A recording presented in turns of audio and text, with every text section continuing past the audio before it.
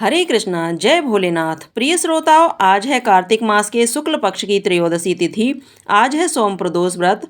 आज त्रयोदशी तिथि सुबह 4:48 से और त्रयोदशी तिथि समाप्त हो रही है 18 नवंबर मंगलवार सुबह 7:12 पर। और इस बार 17 नवंबर सोमवार के दिन प्रदोष व्रत रखा जाएगा, जो कि सोम प्रदोष व्रत रहेगा। सोमवार के दिन ब्रह्म मुहूर्त रहेगा सुबह 5:10 से 5:58 तक। सूर्योदय होगा सुबह 6:46 पर। सूर्यास्त का समय रहेगा शाम 5:37। प्रातःकाल पूजा मुहूर्त सुबह 5:25 से 6:45 तक कर सकते हैं। इस दिन अभिजीत मुहूर्त सुबह 11:50 से दोपहर 12:33 तक रहेगा। और प्रदोष व्रत के दिन प्रदोष काल में भगवान शिव की मुख्य पूजा की जाती है। तो 17 नवंबर सोमवार को प्रदोष काल का समय रहेगा शाम 4:52 से 6:22 तक। तो इसी शुभ मुहूर्त में आप प्रदोष व्रत की मुख्य पूजा करके और भगवान को भोग लगाकर अपना उपवास खोल सकते हैं। चलिए आपको सुनाते हैं सोम प्रदोष व्रत की कथा। उससे पहले हम सभी मिलकर भोलेनाथ और माँ पार्वती जी से प्रार्थना करते हैं। ओम श्री गणेशाय नमः। ओम नमः शिवाय।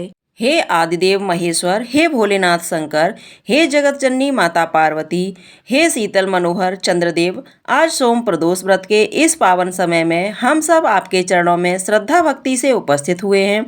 प्रदोष काल वह समय है जब तीनों लोकों में पवित्रता फैलती है। देव ऋषि भी आपके ध्यान में लीन हो जाते हैं। हम भी उसी भाव से अपने मन, वाणी और कर्म को शुद्ध करते हुए आपके दिव्य स्वरूप का स्मरण करते हैं। हे नीलकंठ महादेव, आप तो भोलों का भोलापन संभालने वाले हैं, नादान को भी अपना लेने वाले हैं, एक आवाहन मात्र से ही प्रसन्न हो जाने वाले हैं। हे माँ पार्वती, आप करुणा, ममता और क्षमा की मूर्ति हैं। आपके आंचल में समा जाने से भटका हुआ हृदय भी शांत हो जाता है।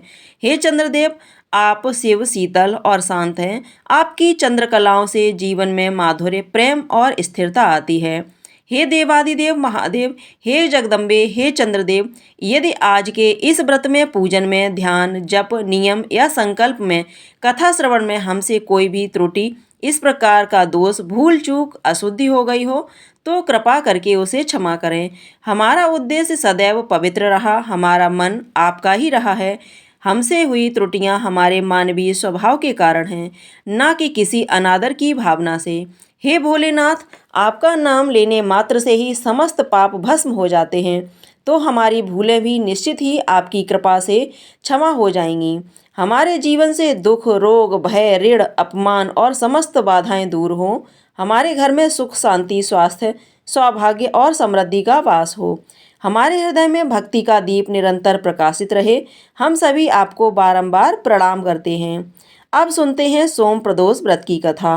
पौराणिक कथा के अनुसार एक बार एक नगर में एक ब्राह्मणी रहा करती थी। उसके पति का स्वर्गवास हो गया था। अब उसका सहारा उसका इकलौता पुत्र ही था, जिसके साथ वह सुबह से ही भिक्षा मांगने के लिए निकल पड़ती थी। इस तरह दिन भर भिक्षा मिले हुए अन्न से ही वह अपना और अपने पुत्र का पेट पालती थी। एक दिन घर वापस आते समय ब्राह्मणी को एक बालक घायल अवस्था में मिला। ब्राह्मणी को उस पर दया आ गई और उसे वह अपने घर ले आई। वह लड़का विदर्भ देश का राजकुमार था। शत्रु सैनिकों ने उसके राज्य पर आक्रमण कर दिया था और उसके पिता को बंदी बनाकर उसके राज्य पर अधिकार कर लिया था। इसलिए वह बालक मारा हारा फिर रहा था। राजकुमार अब ब्राह्मणी और उसके पुत्र के साथ उनके घर में ही रहने लगा और उसके पुत्र की तरह ही पालने और बढ़ने लगा। एक दिन ब्राह्मणी अपने पुत्र के साथ राजकुमार को लेकर भिक्षा मांगने के लिए गई हुई थी। वहीं पर अंशुमति नाम की एक गंधर्व कन्या ने राजकुमार को देखा और उस पर मोहित हो गई। अगले दिन वह अपने माता पिता को राजकुमार से मिलवाने के लिए लेकर आई और कुछ ही दिनों बाद अंशुमति के माता पिता को भगवान शंकर ने स्वप्न में आदेश दिया कि राजकुमार और अंशुमति का विवाह करा दिया जाए। उन्होंने वैसा ही किया। वह विधवा ब्राह्मणी भगवान शिव की परम भक्त थी और सारे प्रदोष व्रत रखा करती थी। उनके प्रदोष व्रत का ही प्रभाव था कि राजकुमार ने गंधर्व राज की सेना की सहायता से विदर्भ देश से शत्रुओं को भगा दिया और अपने पिता का खोया हुआ राज्य पुनः प्राप्त कर लिया और सुखपूर्वक जीवन बिताने लगा। राजकुमार ने ब्राह्मणी के पुत्र को अपना मंत्री बना लिया। ब्राह्मणी के प्रदोष व्रत के कारण भगवान शंकर की कृपा से जैसे राजकुमार और ब्राह्मणी पुत्र के दिन सुधर गए, वैसे ही भगवान शंकर अपने हर भक्तों पर कृपा बनाए रखते हैं और सबके दिन संवारते हैं। इस प्रकार सोम प्रदोष व्रत रखने से अगले पिछले जन्मों के सभी पापों का नाश हो जाता है और सारी मनोकामनाएं भी पूर्ण हो जाती हैं। निरोगी काया की प्राप्ति होती है। पौराणिक मान्यताओं के अनुसार चंद्रदेव को पाप के कारण क्षय रोग हो गया था। इस पाप के निवारण हेतु उन्होंने भगवान शिव की पूजा अर्चना की और सोम प्रदोष व्रत रखकर प्रदोष काल में भगवान शिव का पूजन अर्चन किया। अब सुनिए सोमवार के दिन सुनी जाने वाली भगवान शिव की कथा। एक बार किसी नगर में एक साहूकार था। उसके घर में धन की कोई कमी नहीं थी, लेकिन कोई संतान न होने के कारण वह बड़ा दुखी था। संतान प्राप्ति के लिए वह हर सोमवार को व्रत रखता था और पूरी श्रद्धा के साथ शिव मंदिर जाकर भगवान शिव और माता पार्वती की पूजा किया करता था। उसकी भक्ति देखकर एक दिन माँ पार्वती प्रसन्न होकर भगवान शिव से साहूकार की मनोकामना पूर्ण करने का निवेदन करती हैं। पार्वती जी के आग्रह पर भगवान शिव ने कहा, हे देवी, इस संसार में हर प्राणी को उसके कर्मों का फल मिलता है और जिसके भाग्य में जो हो उसे भोगना ही पड़ता है। लेकिन पार्वती जी ने साहूकार की भक्ति देखकर उसकी मनोकामना पूर्ण करने की इच्छा व्यक्त की। माता पार्वती के आग्रह पर भगवान शिव ने साहूकार को पुत्र प्राप्ति का वरदान तो दिया, लेकिन उन्होंने बताया कि यह बालक केवल 12 वर्षों तक ही जीवित रहेगा। माता पार्वती और भगवान शिव की इस संवाद को साहूकार सुन रहा था, इसलिए उसे ना तो इस बात की खुशी हुई और ना ही कोई दुख, बल्कि वह पहले की तरह ही शिव जी की पूजा करता रहा। कुछ समय के बाद साहूकार की पत्नी ने एक पुत्र को जन्म दिया। जब वह बालक 11 वर्ष का हुआ तो उसे पढ़ने के लिए काशी भेज दिया गया। साहूकार ने अपने पुत्र के मामा को बुलाकर उसे बहुत सारा धन देते हुए कहा कि तुम इस बालक को काशी विद्या पढ़ने के लिए लेकर जाओ। तुम लोग रास्ते में यज्ञ कराते जाना और ब्राह्मणों को भोजन दक्षिणा देते हुए जाना। दोनों मामा भांजे इसी तरह यज्ञ कराते और ब्राह्मणों को दान दक्षिणा देते काशी नगरी निकल पड़े। इस दौरान रात में एक नगर पड़ा, जहां नगर के राजा की कन्या का विवाह था, लेकिन जिस राजकुमार से उसका विवाह होने वाला था वह एक आंख से काना था। राजकुमार के पिता ने अपने पुत्र के काना होने की बात को छुपाने के लिए सोचा, क्यों ना उस साहूकार के पुत्र को दूल्हा बनाकर राजकुमारी से विवाह करा दूं और विवाह के बाद इसको धन देकर विदा कर दूंगा और राजकुमारी को अपने नगर ले आऊंगा। लड़के को दूल्हे के वस्त्र पहनाकर राजकुमारी से विवाह करा दिया गया। साहूकार का पुत्र ईमानदार था, उसे यह बात सही नहीं लगी, इसलिए उसने अवसर पाकर राजकुमारी के दुपट्टे पर लिख दिया कि तुम्हारा विवाह तो मेरे साथ हुआ है, लेकिन जिस राजकुमार के संग तुम्हें भेजा जाएगा वह एक आंख से काना है। मैं तो काशी विद्या पढ़ने के लिए जा रहा हूँ। जब राजकुमारी ने चुनरी पर लिखी बातें पढ़ी तो उसने अपने माता पिता को यह बात बताई। राजा ने अपनी पुत्री को विदा नहीं किया, फिर बारात वापस चली गई। दूसरी ओर साहूकार का पुत्र और उसका मामा काशी पहुँचे और वहाँ जाकर उन्होंने यज्ञ किया। जिस दिन साहूकार का पुत्र 12 वर्ष का हुआ उस दिन भी यज्ञ का आयोजन था। लड़के ने अपने मामा से कहा कि मेरी तबीयत कुछ ठीक नहीं है। मामा ने कहा तुम अंदर जाकर आराम कर लो। भगवान शिव के वरदान अनुसार कुछ ही देर में उस बालक के प्राण निकल गए। मृत भांजे को देखकर उसकी मामा ने विलाप करना शुरू कर दिया। संयोगवश उसी समय भगवान शिव और माता पार्वती उधर से जा रहे थे। पार्वती जी ने भोलेनाथ से कहा, स्वामी, मुझे इसके रोने का स्वर सहन नहीं हो रहा, आप कृपया इस व्यक्ति के कष्ट को अवश्य दूर कीजिए। तब भगवान शिव मृत बालक के समीप गए तो वह बोले कि यह उसी साहूकार का पुत्र है जिसे मैंने 12 वर्षों की आयु का वरदान दिया था। अब आज इसकी आयु पूरी हो चुकी है। लेकिन मातृ भाव से विभोर माता पार्वती जी कहने लगीं, हे महादेव, आप इस बालक को और आयु देने की कृपा करें, नहीं तो इसके वियोग में इसके माता पिता भी तड़प तड़प कर मर जाएंगे। माता पार्वती के पुनः आग्रह करने पर भगवान शिव ने उस लड़के को जीवित होने का वरदान दिया। शिव जी की कृपा से वह लड़का जीवित हो गया। शिक्षा पूरी करके लड़का मामा के साथ अपने नगर की ओर वापस चल पड़ा। दोनों चलते हुए उसी नगर में पहुँचे जहाँ उसका विवाह हुआ था। उस नगर में भी उन्होंने यज्ञ का आयोजन किया। उस लड़के के ससुर ने उसे पहचान लिया और महल में ले जाकर उसकी खूब आवभगत की और अपनी पुत्री को धूमधाम से विदा कर दिया। इधर साहूकार और उसकी पत्नी भूखे प्यासे रहकर अपने बेटे की प्रतीक्षा कर रहे थे। उन्होंने प्रण कर रखा था कि अगर उन्हें अपने बेटे की मृत्यु का समाचार मिला तो वह भी प्राण त्याग देंगे, परंतु अपने बेटे के जीवित होने का समाचार पाकर वे बेहद प्रसन्न हुए। उसी रात भगवान शिव ने साहूकार के स्वप्न में आकर कहा, हे श्रेष्ठी, मैंने तेरे सोमवार के व्रत करने और व्रत कथा सुनने से प्रसन्न होकर तेरे पुत्र को लंबी आयु प्रदान की है।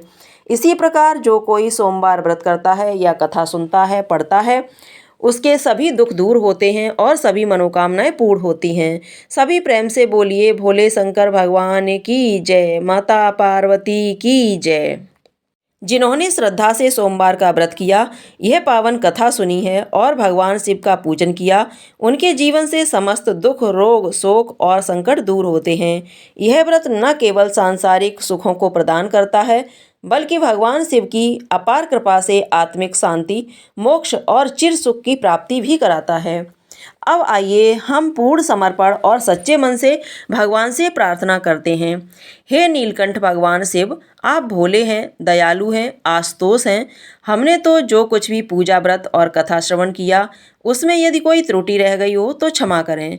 हमें अपने चरणों में अटल भक्ति और जीवन में सच्ची समझ प्रदान करें। हमारे जीवन से अज्ञान, अहंकार और अधर्म का नाश करें। शिव शिव कहकर हम जीवन की राह पर चलें, यही हमारा संकल्प है। ओम नमः शिवाय। सोमवार व्रत की महिमा अमोघ है। जो भक्त सच्चे मन से इसका पालन करते हैं, उनके जीवन में धन, वैभव, संतान सुख, वैवाहिक सुख और सभी मनोरथों की पूर्ति निश्चित होती है। भगवान शिव से यही प्रार्थना है कि हम सभी पर उनकी कृपा बनी रहे। हर हर महादेव। प्रिय श्रोताओं, अब आपको सुनाते हैं नवग्रहों की कथा। ज्योतिष शास्त्र में नवग्रहों को बहुत ही महत्वपूर्ण माना जाता है, क्योंकि इन्हीं ग्रहों की चाल के कारण सभी राशियों के जीवन पर सकारात्मक या नकारात्मक प्रभाव पड़ते हैं। लेकिन कथा सुनाने से पहले आपको नवग्रहों के माता पिता के बारे में भी बताते हैं कि इन सभी नवग्रहों के माता पिता कौन हैं। ज्योतिष विज्ञान में ग्रह और उनकी दशा का विशेष महत्व है। यह सभी नवग्रह किसी न किसी क्षेत्र जैसे शिक्षा, ज्ञान, धन, लाभ, हानि, इनका प्रतिनिधित्व करते हैं। सबसे पहले ग्रह की बात करते हैं सूर्य। सूर्यदेव के पिता का नाम कश्यप है और इनकी माता अदिति हैं। पंच देवताओं में सूर्यदेव का विशेष महत्व है। इनकी दो पत्नियां हैं जिनका नाम संध्या और छाया है। शनिदेव भगवान सूर्य के पुत्र हैं और यमराज और देवी यमुना भी इनकी संतान हैं। दूसरे ग्रह हैं चंद्र ग्रह। चंद्रदेव महर्षि अत्रि के पुत्र हैं और उनकी माता का नाम अनुसुईया है। शास्त्रों के अनुसार चंद्रदेव की 27 पत्नियां हैं जो 27 नक्षत्रों का प्रतिनिधित्व करती हैं। चंद्रदेव बुध ग्रह के पिता हैं।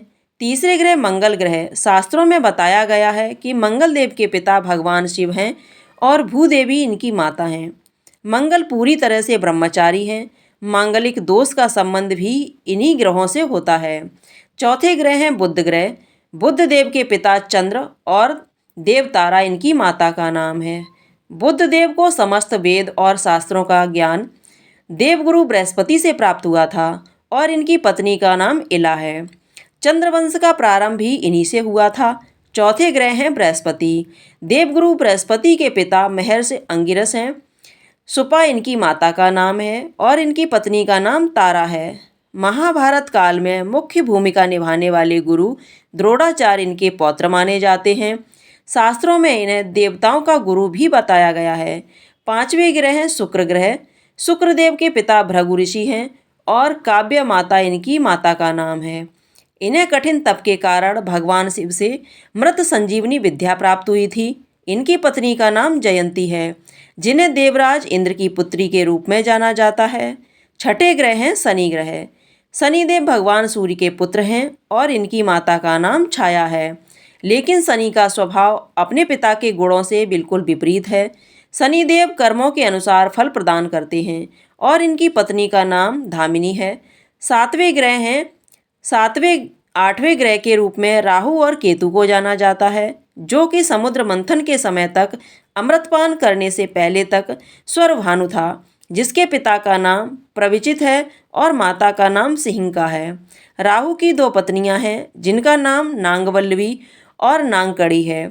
इनका वाहन काले अश्वों वाला रथ है। वहीं स्वरभानु दैत्य के धड़ से केतु उत्पन्न हुए थे जिनका वाहन चील है। यह तो था सभी नवग्रहों का परिचय।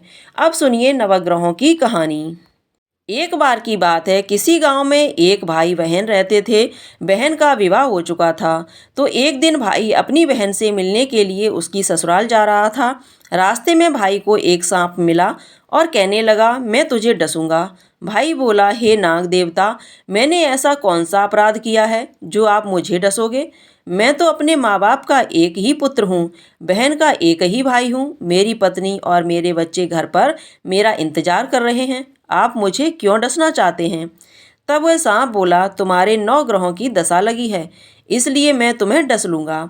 जब सांप किसी तरह राजी नहीं हुआ तो वह बोला कि ठीक है, मैं अपनी बहन के घर उससे मिलने जा रहा हूँ। जब मैं वापस आऊँगा तब तुम मुझे डस लेना। सांप बोला, क्या पता तुम वापस आते समय इस रास्ते से आओ या ना आओ, मैं तो तुम्हें अभी डसूंगा। तब वह लड़का बोला कि ठीक है, तुम ऐसा करो, मेरे इस थैले में बैठ जाओ। जब मैं अपनी बहन से मिलकर वापस आऊँगा तब तुम मुझे डस लेना। सांप ने उसकी बात मान ली और थैले में बैठ गया। लड़के ने ऊपर से बेलपत्र ढक दिए ताकि वह किसी को दिखाई न दे और फिर अपनी बहन के घर पहुंच गया। बहन उस समय नवग्रहों की कहानी कह रही थी। उसने भाई को आया हुआ देखकर भाई से कहा कि भाई तुम बैठो, पहले 9 ग्रहों की कहानी कह लूं, तुम बैठो और मेरी कहानी सुन लो। बहन ने कहानी कही, भाई ने कहानी सुनी। जीवों की, जानवर की, हाथी की, घोड़े की, कुत्ते की, बिल्ली की, भाई की, बहन की, घर के धनी की, बेटी जवाई की, देवरानी जेठानी की, सास की, ससुर की, संग की, सहेली की, सबके ग्रह शांत हो जाएं। घर चले 8 पग, आदमी चले 4 पग, सांप बिच्छू भंवरे सब आग में जले। ऐसे भाई को कहानी सुनाकर बहन खड़ी हो गई और भाई के पास रखे थैले को लेकर भाई से बोली, भाई थैले में क्या लाए हो? इससे पहले कि भाई कुछ कहता, उसने वह थैला उठाया और घर के अंदर ले गई। थैला खोलकर देखा तो बेलपत्र, केले और संतरे बन गए और सांप एक चमकता हुआ हार बन गया। जब वह हार पहनकर वह बहन बाहर आई तो बहन के गले में चमकता हार देखकर भाई बोला, बहन इतना कीमती हार तुम कहाँ से लाई हो? बहन बोली, भाई तुम ही तो मेरे लिए हार लाए थे। थैले में केले और संतरे के साथ हार भी तो था। भाई ने सुना तो हैरान रह गया और बोला, बहन उसमें हार नहीं बल्कि मेरी मृत्यु का सामान था। ऐसा कहकर उसने सारी बात अपनी बहन को बताई और फिर कहने लगा कि बहन, यह तेरे 9 ग्रहों की कहानी का प्रभाव है। जो वह सांप हार बन गया, अब यह हार तू ही रख ले।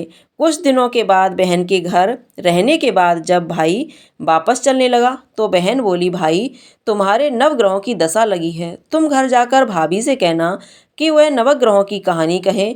ऐसा कहकर उसने अपने भाई को विदा किया। भाई जब अपने घर पहुंचा और जाकर अपनी पत्नी से बोला कि सुनो, हमारे नवग्रहों की दशा लगी है, हम नवग्रहों की कहानी रोज कहा करेंगे। मैं कहूँगा और तुम सुनना, तुम कहोगी तो मैं सुनूंगा। फिर बोला, जाओ 1 लोटा जल का भरकर लाओ, साथ में चावल और चीनी के दाने भी लेकर आओ। उसकी पत्नी सारी सामग्री ले आई। कहानी कही, जीव की, जानवर की, हाथी की, घोड़े की, कुत्ते की, बिल्ली की, देवरानी जेठानी की, सास की, घर के धनी की, बेटी जवाई की, भाई बहन की, सबके 9 ग्रह शांत हो गए। घर चले 8 पग, आदमी चले 4 पग, सांप बिच्छू भंवरे सब आग में जल जाए। सभी 9 ग्रहों को नमस्कार है। जैसे 9 ग्रहों की दशा भाई की उतरी, वैसे ही इस कहानी को कहते सुनते और हुंकारा भरते सबकी उतरे। सब पर 9 ग्रहों की कृपा बनी रहे। अब सुने शिव चालीसा पाठ और आरती। जय गणेश गिरिजा सुवन, मंगल मूल सुजान, कहते अयोध्या दास तुम, देव अभय वरदान।